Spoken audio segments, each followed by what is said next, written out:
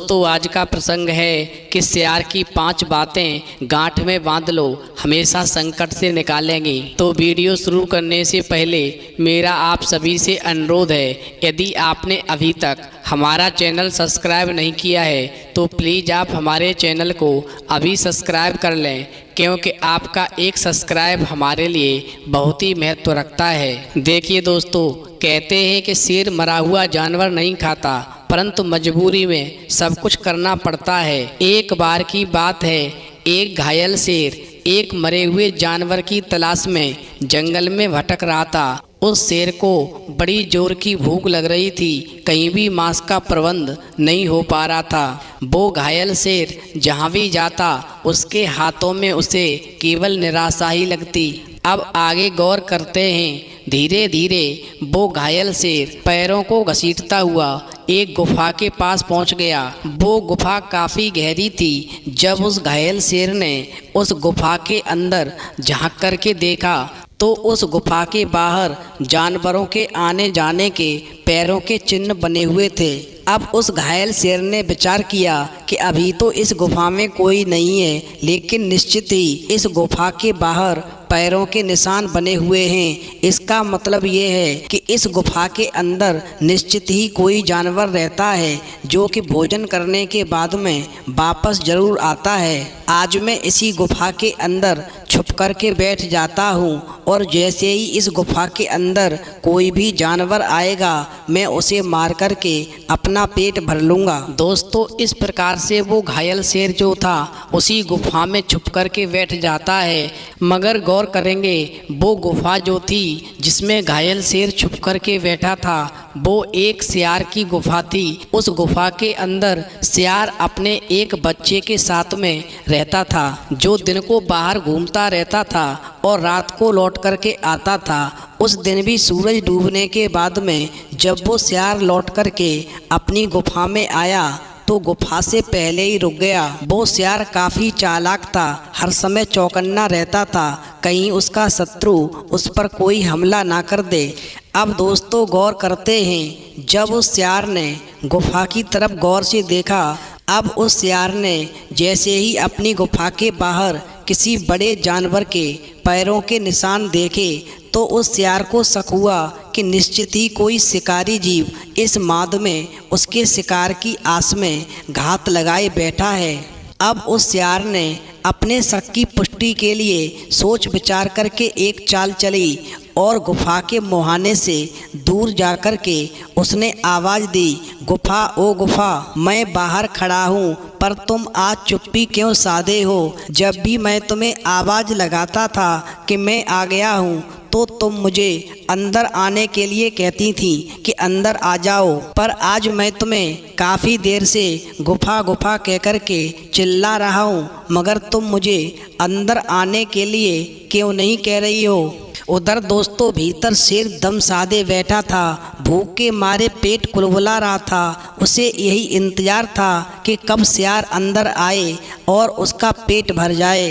दोस्तों उधर तो शेर बहुत ही उतावला हो रहा था। इधर सियार जो था एक बार फिर जोर से बोला, ओ गुफा, रोज तू मुझे पुकारती थी, आज नहीं पुकारेगी, अब बता मैं अंदर आऊं या लौट जाऊं? दोस्तों जब सियार की आवाज़ उस शेर ने सुनी तो मन में विचार करने लगा, लगता है जब ये सियार आता है तो इस गुफा को आवाज़ देता है, जब इसे गुफा अंदर बुलाती है तब ये सियार अंदर आता है। इसका मतलब ये है आज मैं इस गुफा के अंदर छुप कर के बैठा हूँ, इसीलिए ये गुफा उस सियार को आवाज़ नहीं दे रही है। अब मुझे इस गुफा की जगह इस सियार को खुद ही आवाज़ लगानी होगी कि तुम अंदर आ जाओ। अब दोस्तों गौर करेंगे, जैसे ही शेर ने अपनी आवाज़ को बदलकर कहा, सियार राजा मत जाओ, अंदर आ जाओ, मैं कब से तुम्हारी राह देख रही हूँ। दोस्तों जैसे ही शेर ने अपनी आवाज़ बदल करके उस सियार को अंदर बुलाने के लिए आवाज़ दी, वैसे ही सियार जो था उस शेर की आवाज़ को पहचान गया और अपने साथ में अपने बच्चे को लेकर के उस शेर की मूर्खता पर हंसता हुआ वहाँ से दूर चला गया और दूर जाने के बाद में अपने बच्चे को एक शिक्षा देने लगा। बेटे, एक बात मेरी ध्यान रखना, मेरा क्या भरोसा, अब मैं बूढ़ा हो चुका हूँ, आज नहीं तो कल मैं मर जाऊँगा, फिर तुम्हारा साथ देने वाला कोई नहीं होगा, इसलिए मैं तुम्हें कुछ शिक्षाएं दे रहा हूँ। इन शिक्षाओं को अपने अंदर उतार लो, फिर तुम्हें जीवन में कभी कोई संकट नहीं आएगा। यदि कोई संकट आता भी है तो तुम निश्चित ही उस संकट से निकल जाओगे।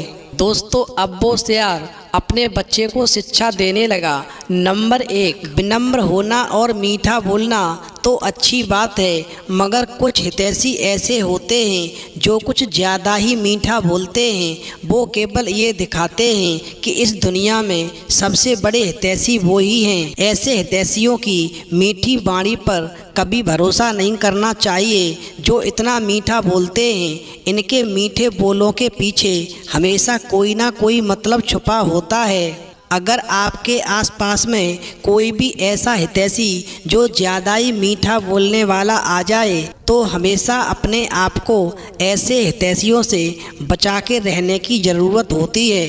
अब शेर कहने लगा, नंबर 2, हितैषी लोग बातें तो बड़ी बड़ी करते हैं और हमेशा यही बताते हैं कि आपके लिए वो हमेशा हाजिर हैं, पर जब भी आपको उनकी ज़रूरत पड़ती है तो वो कोई ना कोई बहाना बना लेते हैं। और जब कोई भी हितैषी हमेशा ही बहाना बना करके बच निकले और आपके काम ना आए तो ऐसे हितैषियों पर कभी भरोसा नहीं करना चाहिए। वो केवल बड़ी बड़ी बातें करेंगे पर कभी काम नहीं आएंगे। अगर भविष्य में ऐसे हितैषी कभी पास में आएँ तो हमेशा ऐसे हितैषियों से दूरी बना लेनी चाहिए, उसी में भलाई है, अन्यथा जीवन कभी भी संकट में पड़ सकता है। नंबर 3, ऐसे हितैषी लोग जो केवल अपना काम निकलवाते हैं और अपने छोटे से छोटे काम के लिए हमेशा दूसरों को परेशान करते रहते हैं, कैसे भी करके उनका काम पूरा हो जाए।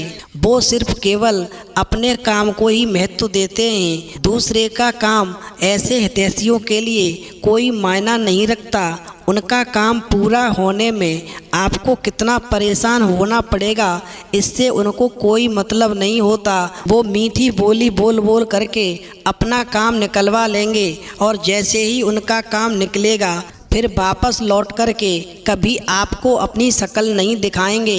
ऐसे हितैषियों से हमेशा दूर रहना चाहिए, वरना जीवन कभी भी मुसीबत में पड़ सकता है। शेर कहने लगा, नंबर 4, ऐसे हितैषी जो हमेशा एक ईमानदारी का झूठा मुखौटा पहने होते हैं। जब तक आपकी ज़रूरत होती है तब तक वो आपको तवज्जो देते हैं और आपके साथ ऐसे रहते हैं जैसे कभी भी आपका साथ नहीं छोड़ेंगे। मगर ध्यान रखना, ऐसे हितैषियों के लिए आप केवल एक जरिया होते हो आगे बढ़ने का या कोई काम निकलवाने का। जब उनका काम पूरा हो जाता है तब आपको ये असली रंग दिखाते हैं। जो अच्छा व्यवहार आपके लिए करते थे वो फिर वैसा अच्छा व्यवहार किसी और के लिए करते हैं और उनकी नज़रों में आपके लिए कोई कदर नहीं रहती। जब वो आपके साथ होते हैं तो आपके लिए अच्छे होते हैं, जब और किसी के साथ पहुंच जाते हैं तो उनके लिए अच्छे बन जाते हैं। ऐसे धोखेबाज हितैषियों से हमेशा दूरी बना करके रहनी चाहिए, अन्यथा जीवन में कभी भी मुसीबत में फंस सकते हो। शेर कहने लगा, नंबर 5, स्वाभिमानी एक ऐसा गुण है वो जिसके पास होता है। ऐसे हितैषियों के साथ रहना बहुत अच्छी बात होती है, पर धूर्त चालाक हितैषियों में यह गुण बिल्कुल भी नहीं होता। वह ज़रूरत पड़ने पर अपना पाला बदल लेते हैं। ऐसे हितैषी हमेशा उस समय आपकी मदद कभी नहीं करेंगे जब आपको उनकी सबसे ज़्यादा ज़रूरत होती है, और ऐसे धूर्त हितैषी अपना काम पड़ने पर तुम्हारे तलवे भी चाट लेंगे और काम निकल जाने पर फिर वो ऊपर गुर्राएंगे। इसलिए ऐसे धूर्त हितैषियों से हमेशा बचकर रहना चाहिए, वरना जीवन हमेशा संकट में फंस जाएगा। तो दोस्तों, सियार ने अपने बेटे को 5 बातें बताई। ज़रूरत से ज़्यादा मीठे बोलने वाला हितैषी, ज़्यादा बहाने बनाने वाला हितैषी, किसी भी तरह से अपना काम निकलवाने वाला हितैषी और धोखेबाज हितैषी, और वो हितैषी जो स्वाभिमानी नहीं होता। ऐसे हितैषियों से हमेशा बच कर के रहना चाहिए, अन्यथा जीवन कभी भी संकट में फंस सकता है। तो दोस्तों, इस कहानी से ये सीख मिलती है कि सियार की बताई हुई 5 बातें यदि आपने गांठ में बांध ली तो जीवन में कभी धोखा नहीं खाओगे और कभी भी मुसीबत में नहीं फंसोगे।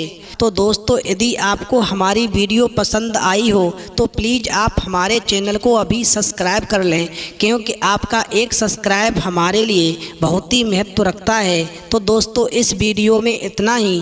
फिर मिलेंगे एक नई वीडियो में नए प्रसंग के साथ। तब तक के लिए जय श्री राधे, जय श्री कृष्ण।